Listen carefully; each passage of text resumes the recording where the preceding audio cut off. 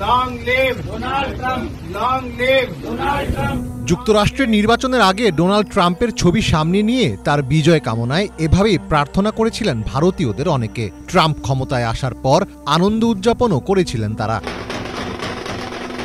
ট্রাম্পকে নিজের বন্ধু বলে দাবি করতেন ভারতের প্রধানমন্ত্রী নরেন্দ্র মোদী। ট্রাম্পের জয়ে তাই আবেগে ভাসছিলেন ভারতীয়রা, কিন্তু সে আবেগ বেশিদিন স্থায়ী হল না। এবার সেই ট্রাম্পের ছবি পুড়িয়েই প্রতিবাদ করলেন ভারতীয়রা।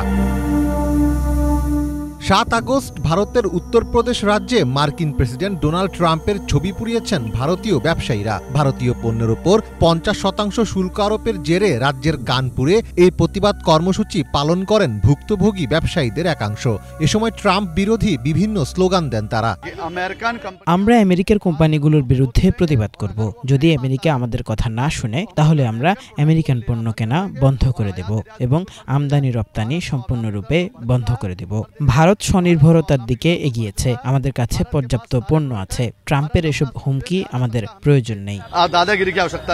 মার্কিন শুল্কের বোঝায় রীতিমতো দিশেহারা হয়ে পড়েছেন ভারতীয় ব্যবসায়ীরা, যার প্রভাব পড়েছে দেশটির পোশাক খাতেও। এমন অবস্থায় ভারত থেকে উৎপাদন সরিয়ে নিচ্ছে পোশাক উৎপাদনকারী কোম্পানি পার্ল গ্লোবাল। গ্যাপ ও কোহল সহ বিভিন্ন ব্র্যান্ডের পোশাক ভারতে উৎপাদন করে যুক্তরাষ্ট্রে রপ্তানি করে তারা। কিন্তু এখন যেহেতু ভারত থেকে পণ্য গেলে 50% শুল্ক দিতে হবে, তাই পার্ল গ্লোবাল ভারত থেকে তাদের উৎপাদন সরিয়ে বাংলাদেশ সহ 4টি দেশে নিয়ে যাবে।